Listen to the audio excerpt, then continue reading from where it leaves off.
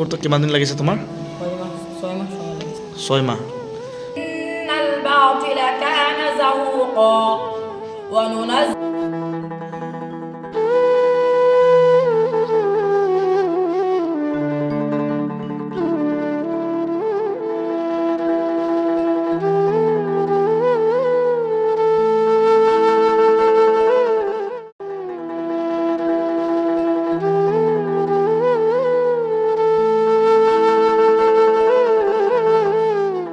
সকলে যেতিয়া সকলে দিছে মই তেতিয়া ক্লাছৰ বাহিৰে 2 ঘণ্টা মেহনত কৰিছোঁ 2 ঘণ্টা সময় পঢ়িছা? হয় 2 ঘণ্টা মই পঢ়িছোঁ আৰু ৰাতি 3টা বজাৰ উজৰে মাতিবৰ আগতে মই উঠি মেহনত কৰিছোঁ। অঁ 6 মাহতো মুখস্থ কৰি দিছা? হয় এনে পঢ়িব গ'লে কিমান দিন লাগে? 3 বছৰ।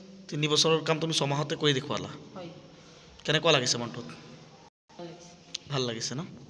নিশ্চয় আমাৰ মাদ্ৰাছাখনত ৰিবুল আমিন নামৰ এজন ছাত্ৰই পুৰা কোৰাণ 6 মাহত মুখস্থ কৰি পেলাইছে আৰু তাৰ এই অভিজ্ঞতা দেখি পেলাই আমাৰ গাঁৱৰ সকলো মানুহে তাৰ অভিজ্ঞতাত তবত মানিছে যে এজন মানুহৰ প্ৰায় 3 বছৰ বা 4 বছৰ লাগে যিটো কোৰাণ মুখস্থ কৰাত, সেই কোৰাণখন অলপ সময়ৰ ভিতৰতে 6 মাহত সি শেষ কৰিব পাৰিছে।